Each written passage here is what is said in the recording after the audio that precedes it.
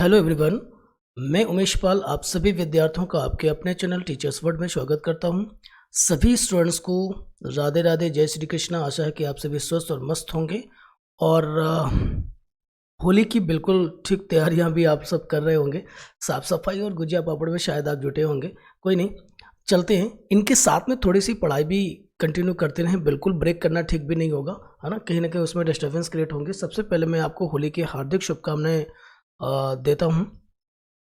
जैसा कि हम लोग सीटेड जुलाई के लिए प्रिपरेशन कर रहे हैं, उसी सीक्वेंस में आज हम लोग हिंदी पेडागोजिकल का क्लास करने वाले हैं। ठीक है, बिल्कुल मत सोचिएगा कि मैं आपके सेलिब्रेशन में कोई आपके बाधा उत्पन्न कर रहा हूँ, डिस्टर्ब कर रहा हूँ आपको।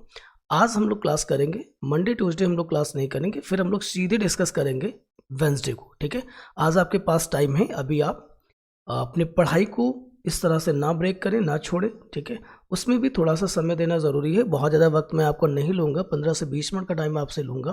ठीक, और सीटेड के क्वेश्चंस की सीरीज़ है ये, आप यहाँ पे देखेंगे। सटीक विश्लेषण आपके साथ करने वाला हूँ। दूसरी बात ये है कि हम लोग जिस तरह से क्वेश्चन सीरीज़ को हम लोगों ने स्टार्ट किया हुआ है, उसका मेन ये है कि हम लोग कंटेंट को और क्वेश्चंस को अलग अलग नहीं पढ़ रहे हैं।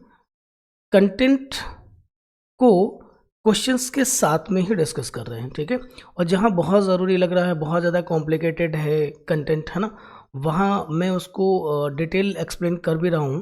तो चलिए आते हैं। और बेटा इसमें से काफ़ी क्वेश्चंस आपके प्रीवियस भी हैं, तो आपको सीखने में मज़ा बहुत आने वाला है। देखिए पहला क्वेश्चन हमारे सामने आ चुका है, उसको पढ़ेंगे कि उच्च प्राथमिक स्तर पर भाषा सीखने का उद्देश्य क्या है। ठीक है, तो ध्यान रखिएगा, बेस्ट ऑप्शन हमको चूज़ करना होता है, इसलिए हम यहाँ पर एलिमिनेट करना ज़रूर सीखेंगे और उसको ध्यान में रखेंगे। यही हमारी सीटेट की बेहतरीन ट्रिक भी होती है ना। तो जैसे फर्स्ट ऑप्शन लिखा हुआ कि भाषा की बारीकी और सौंदर्य बोध को सही रूप में समझना। वैसे मुझे ऑप्शन तो यही लग रहा है और ये सही भी होगा, उसके लिए परेशान बिल्कुल मत हो आप। सेकंड ऑप्शन देखेंगे, दूसरों के अनुभवों से जुड़कर सवालों के जवाब देना, निजी अनुभवों को केवल लिखकर व्यक्त करना, प्रश्नोत्तरी भाषण अत्यांक्षरी का मात्र आयोजन करना। तो ये आपके BCD आपके गलत उत्तर हैं। यहाँ पे आपका उत्तर सही होगा भाषा की बारीकी और सौंदर्य बोध को सही रूप में समझना। ठीक है, आते हैं क्वेश्चन नंबर 2 को ध्यान में रखेंगे। पढ़ने का अर्थ क्या होता है? चलिए, अभी तक हम सब पढ़ते तो थे, इसका मीन नहीं समझते थे। मीन क्या होता है? तो देखिए, पढ़ने का अर्थ होता है पढ़कर समझना। अब जैसे वर्णमाला का ज्ञान होना, देखो पढ़ पा रहे हो तो वर्णमाला का ज्ञान तो होगा ही, शब्दों को आप उच्चारित कर ही पा रहे होंगे, वाक्यों को उच्चारित कर ही पा रहे हो, लेकिन पढ़ने का जो मूल अर्थ होता है, उसका मीन होता है कि जो कुछ भी लिखा है उसको समझा जाए, उसका मीन कितना आपको समझ में आ रहा है। ठीक है, अगले क्वेश्चन पे हम लोग आ रहे हैं। क्वेश्चन नंबर 3 है, उच्च प्राथमिक स्तर पर भाषा सीखने में पाठ्य पुस्तक के अतिरिक्त कौन से संसाधन सामग्री सर्वाधिक महत्वपूर्ण हो? ध्यान दीजिएगा, ये सर्वाधिक महत्वपूर्ण होने की बात इन्होंने करी है ना। वैसे जितने भी ऑप्शन आपके पास लिखे हुए हैं, सब कहीं ना कहीं आपके लर्निंग में, आपके लैंग्वेज लर्निंग में आपकी हेल्प कर रहे हैं। ठीक, बट इनमें से कौन सा बेस्ट है, जो सबसे ज़्यादा सपोर्ट करने वाला है, वो है आयु के अनुरूप साहित्य। देखिए बेटा, आयु के अनुरूप अगर साहित्य होगा तो पहली बात यह है कि विद्यार्थी उसे आसानी से समझ पाएंगे। दूसरी बात यह है कि सीखे हुए शब्दों को वो व्यवहार में ला पाएंगे। और सीखना तो तभी हुआ जब सीखे हुए शब्दों को, सीखे हुए ज्ञान को अपने दैनिक जीवन में हम प्रयोग में ला सकें। ठीक है, सो ऑप्शन सबसे बेस्ट जो आता है वो आपका होता है ऑप्शन डी। उम्मीद है सबको समझ में आ गया होगा। और अगले क्वेश्चन पे हम लोग आ रहे हैं। ठीक है, त्रिभाषा सूत्र की भारत की चुनौतियों और को संबोधित करने का एक प्रयास है। देखिए, जब यहाँ पे आप फिल करेंगे तो आपको क्लियर हो जाएगा। संस्कृति एवं समाधानों, देखिए यहाँ पे फिल करते हैं। चलिए, त्रिभाषा सूत्र भारत की संस्कृति एवं समाधान, ये गलत हो रहा है। समस्याओं की, चुनौतियों और अवसरों को संबोधित करने का, भाषा स्थिति और अवसरों को संबोधित करने का बिल्कुल सही जवाब होगा, जो वाक्य को कंप्लीट कर रहा है। ठीक है, अगले प्रश्न पे हम लोग आ चुके हैं। क्वेश्चन नंबर 5, उच्च प्राथमिक स्तर पर भाषा आकलन की दृष्टि से सर्वाधिक महत्वपूर्ण क्या है?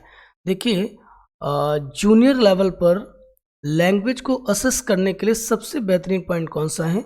देखिए BCD में जो लिखा हुआ है, जांच सूची साक्षात्कार लिखित परीक्षा, इससे भी भाषा का आकलन होता है, बट सर्वाधिक महत्वपूर्ण है, सबसे अच्छी बात है, सबसे ज़रूरी पॉइंट बन जाता है आपका अवलोकन। इसको हम लोग ऑब्जर्वेशन कहते हैं, ऑब्जर्व करना, है ना, क्योंकि उच्च प्राथमिक स्तर पर बच्चा सीखे हुए शब्दों को अपने व्यवहार में जरूर लाएगा और व्यवहार में किस तरीके से ला पा रहा है या उचित शब्दों का प्रयोग कर पा रहा है कि नहीं कर पा रहा, ये आपको अवलोकन से ही पता चलेगा। सो बेस्ट मेथड आपका आ जाता है यहाँ पर ऑब्जर्वेशन। ठीक है, अगले क्वेश्चन पे हम लोग आ रहे हैं और नेक्स्ट क्वेश्चन को हम लोग देखेंगे, व्याकरण के शिक्षण। देखिए बेटा थोड़ा सा गड़बड़ हो गया, यहाँ पे है एरर है, शिक्षण नहीं, शिक्षम नहीं, शिक्षण है यहाँ पे। ठीक है, व्याकरण के शिक्षण अधिगम में प्रक्रियात्मक ज्ञान क्या है? प्रक्रियात्मक ज्ञान का मतलब ये है कि जो आप यहाँ पे सीख रहे हैं व्याकरणिक सिद्धांतों को, उनको किस तरीके से आप इम्प्लीमेंट कर पा रहे हैं, है ना, और उनका प्रयोग कैसे कैसे आप कर रहे हैं। ठीक है, तो देखिए फर्स्ट चौथा ऑप्शन आपके ठीक सामने लिखा हुआ है कि यह जानना कि व्याकरणिक तत्वों को कैसे किया जाए, कैसे प्रयोग में लाया जाए। ठीक है, अगले क्वेश्चन पे आते हैं, निम्नलिखित में कौन सा संकेत भाषा के बारे में सही नहीं है? ध्यान दीजिएगा, कौन सा संकेत भाषा के बारे में सही नहीं है? तो आप एक काम कर सकते हो, पहले तो हम ऑप्शंस को पढ़ते हैं, है ना। ऑप्शन हमारे हैं कि संकेत भाषा के बहुत से प्रकार हैं। अच्छा देखिए कौन सा सही नहीं वो बताना है। संकेत भाषा प्राकृतिक है, संकेत भाषा के व्याकरण नहीं होती है और संकेत भाषा में व्याकरण होती है। देखिए जो गलत उत्तर है वो संकेत भाषा में की व्याकरण नहीं होती है, ऐसा नहीं होता है, ये गलत उत्तर लिखा हुआ है। ठीक है, सो इस प्रश्न का उत्तर सही बन जाता है आपका सी, है ना। संकेत भाषा तो आप समझते होंगे ना, मैं थोड़ा सा बताना भूल गया यहाँ पर। संकेत भाषा देखिए भाषा के 3 प्रकार होते हैं मुख्य रूप से, है ना। एक आपका लिखित भाषा है, ठीक, एक आपका कौन सा है, एक आपका मौखिक भाषा है, एक आपकी सांकेतिक भाषा है। सांकेतिक भाषा वो लोग बोलते हैं जो शब्दों के साथ अव्यक्त नहीं कर पाते, जो मौखिक भाषा भी नहीं कर पाते, मतलब यूँ कहें कि जो लोग गूंगे होते हैं। ठीक है, और ऐसा नहीं है कि सिर्फ गूंगे लोग ही सांकेतिक भाषा का प्रयोग करते हैं, हम लोग भी कई बार इशारों में बातचीत करते हैं, उसी का नाम है सांकेतिक भाषा। ठीक, आते हैं, एक शिक्षार्थी किसी विशेष जानकारी प्राप्त करने के लिए समाचार पत्र से समाचार पढ़ती है, इस पठन को क्या कहेंगे? समालोचनात्मक चिंतन, अध्ययन कौशल, बारीकी से पठन, बहुभाषिक नीति। सबसे बेहतरीन ऑप्शन है आपका बारीकी से पठन, ये आपका यहाँ पे उत्तर बनेगा। एक शिक्षार्थी किसी विशिष्ट जानकारी प्राप्त करने के लिए समाचार पत्र से समाचार पढ़ती है ना, तो वो बारीकी से अध्ययन करना चाहती है, इसलिए ऐसा कर रही है। ठीक है, क्वेश्चन नंबर 9 आ रहे हैं हम लोग, निम्नलिखित में से कौन विस्तृत पठन का उद्देश्य नहीं है? विस्तृत पठन का जो उद्देश्य नहीं होगा वो जवाब हमको ढूंढना है यहाँ पर।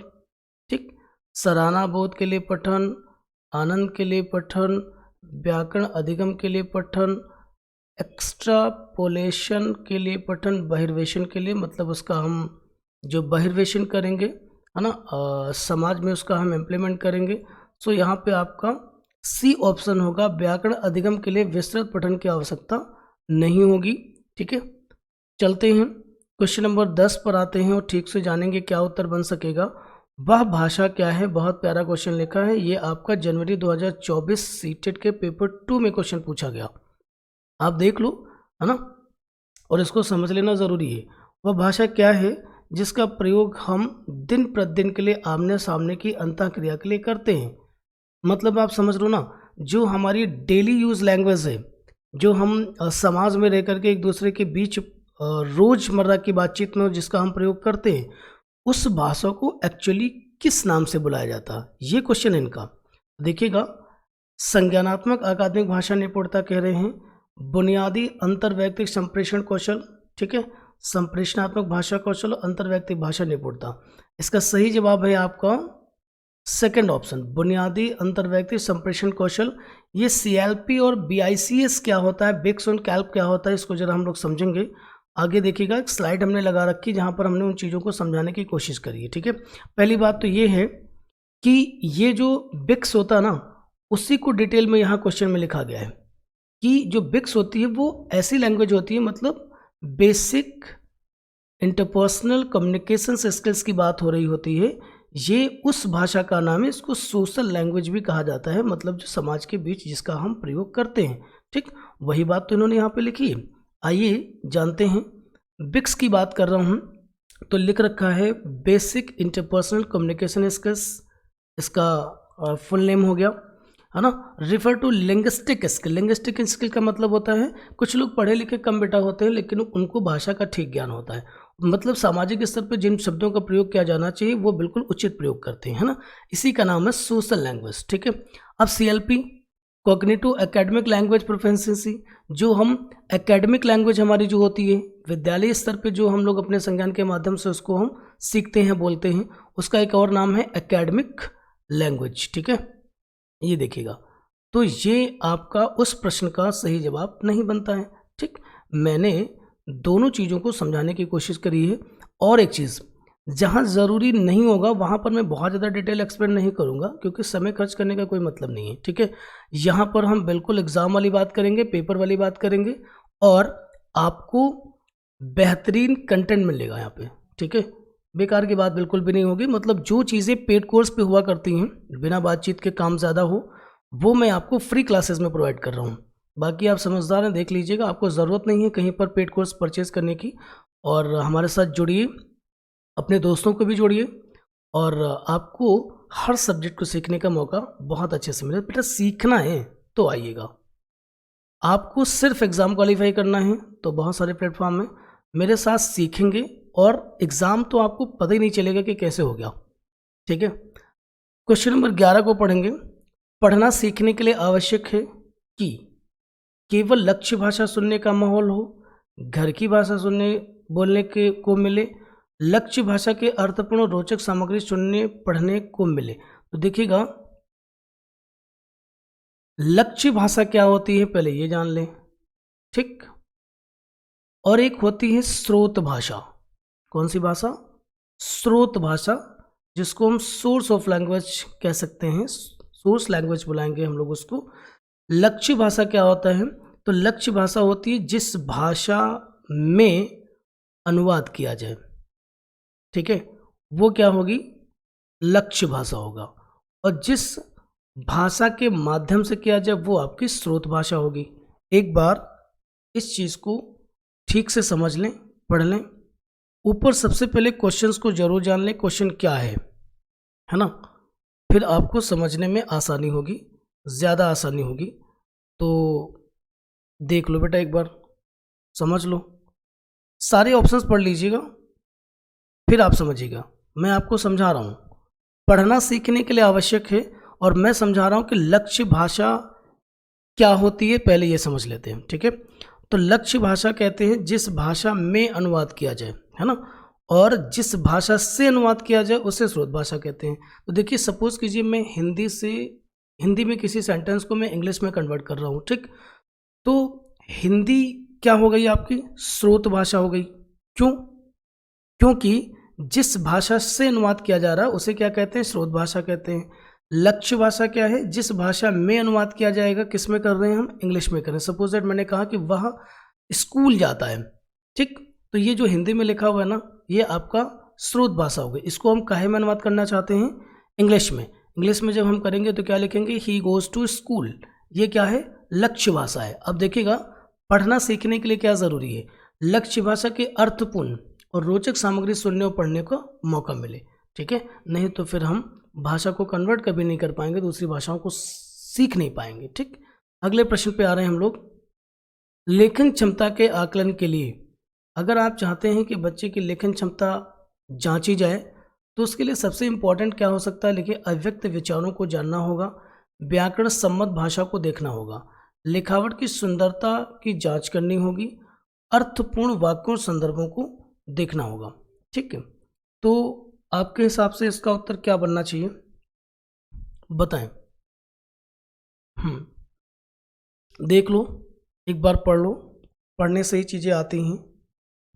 तो लेखन क्षमता के आकलन के लिए अव्यक्त विचारों को जानना होगा, व्याकरण सम्मत भाषा को देखना होगा, लिखावट की सुंदरता, अर्थपूर्ण वाक्य और संदर्भ को देखना होगा। फर्स्ट आंसर आपका यहाँ पे बन जाएगा आपको, है ना। अगर लेखन की क्षमता को जानना है तो सबसे ज़्यादा जरूरी क्या होता है कि जो बच्चे के अंदर विचार चल रहे हैं उसको जाना जाए, ठीक है।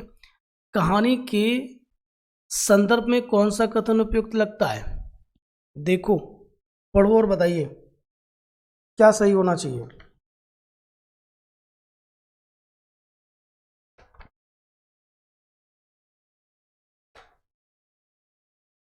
नहीं मिला हो? देख लो, मिल जाएगा, पढ़िए तो सही।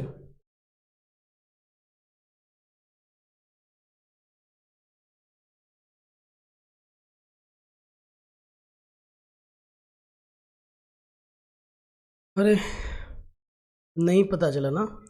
कहानी के संदर्भ में कौन सा कथन उपयुक्त लगता है, तो सबसे बेस्ट ऑप्शन आपका जो आता है वो आता है कहानी में कथानक का होना आवश्यक है। ध्यान दीजिए, कथानक क्या होता है? जहां से स्टोरी को लिया गया हो, मतलब कह सकते हो उसका सोर्स हो। अगर किसी कहानी का कथानक नहीं पता होता है तो उस कथा पर, उस कहानी पर विश्वास व्यक्त करना मुश्किल होता है। और सोर्स से पता चलता है कहानी के भाव क्या हो सकते हैं, ठीक है। तो कथानक इसी का नाम है ना। जैसे कोई कह दे कि सुंदर कांड का कथानक क्या है, तो रामचरितमानस का सुंदर कांड हो जाता है, ठीक है।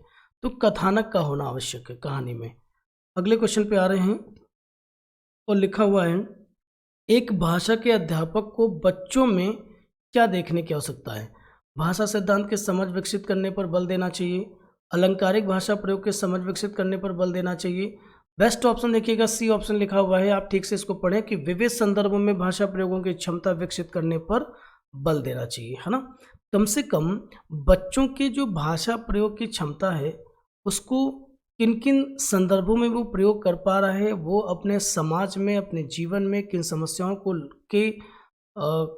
के समाधानों में उसका प्रयोग कर पा रहा है, इस क्षमता का विकास करते हुए आपको देखना होगा, ठीक है। और इसी पर आपको बल भी देना चाहिए। क्वेश्चन नंबर 15 पे आएंगे, कोई भाषा किसी भी लिपि में लिखी जा सकती है, इस कथन पर आपकी राय क्या है? या बिल्कुल संभव नहीं है, या बहुत हद तक संभव है, प्रत्येक भाषा की अपनी लिपि होती है, भाषा और लिपि के बीच एक सीधा संबंध होता है। तो देखिएगा कि आपकी राय में क्या है, तो मेरी राय में ये है कि ये बहुत हद तक संभव है कि किसी भी भाषा को किसी भी लिपि में लिखा जाना काफ़ी हद तक संभव होता है और उसके भावों तक पहुंचना काफ़ी हद तक संभव होता है। और लिपि क्या होती है, सबसे पहले सारे स्टूडेंट समझ लें कि लिपि क्या चीज़ है। तो देखिए, जो लिपि होती है ना, लिपि का मीन होता है जो भाषा का स्ट्रक्चर होता है, ठीक है, भाषा का स्वरूप होता है। जैसे हिंदी लिखे जाने की अपनी एक अलग व्यवस्था है, इंग्लिश को लिखे जाने की अपनी एक अलग व्यवस्था है, उर्दू को लिखे जाने की अपनी एक अलग अल्फ़ाबेट है और अलग तरीके से लिखी जाती है, ठीक है। तो इसी का नाम है आपका लिपि है ना। आप समझते हो, हिंदी की देवनागरी लिपि है और इंग्लिश की रोमन, ठीक। तो उम्मीद है कि आपको क्लास आज की पसंद आई होगी। और दूसरी बात यह है कि पसंद आना तो चाहिए ही, साथ में आपको ये ध्यान देना है कि ये सारे क्वेश्चंस आपके एग्ज़ाम में एज इट इज़ दिखेंगे, ठीक है। और इन सब चीज़ों की प्रैक्टिस आप ठीक से कर लीजिएगा। मैं आपको कुछ शब्दों पर आधारित अगली क्लास भी करूंगा जहां पे आपको जैसे डिफ़िकल्ट वर्ड कुछ आ जाते हैं, आपने ध्यान दिया होगा, कुछ की टर्मिनोलॉजी आपको समझ नहीं आती कि वो कहना क्या चाहते हैं। देखिए, सीटेट की सबसे बड़ी समस्या ये है कि क्वेश्चन समझ में आ जाए तो उत्तर भी मिल जाएगा। अब हमको क्वेश्चन ही समझ नहीं आता तो उत्तर कैसे मिल पाएगा, तो एक भारी समस्या है। तो इसके लिए बेटा एक ही रास्ता आपके लिए है कि करते करते अभ्यास, जड़मति होते सुजान। आपको अभ्यास करना है प्रश्नों के ऊपर। मैं आपको क्वेश्चंस के साथ आपकी सारी टर्मिनोलॉजी भी आपको समझा दूंगा, जिससे आपका क्वेश्चन के साथ साथ में कंटेंट भी रेडी हो जाएगा। आपको अलग अलग दो चीज़ों को पढ़ने की कभी ज़रूरत नहीं पड़ेगी, ठीक है। सो आज की क्लास को मैं यहीं पे वाइंड अप करूँगा। थैंक यू सो मच और अगेन हैप्पी होली।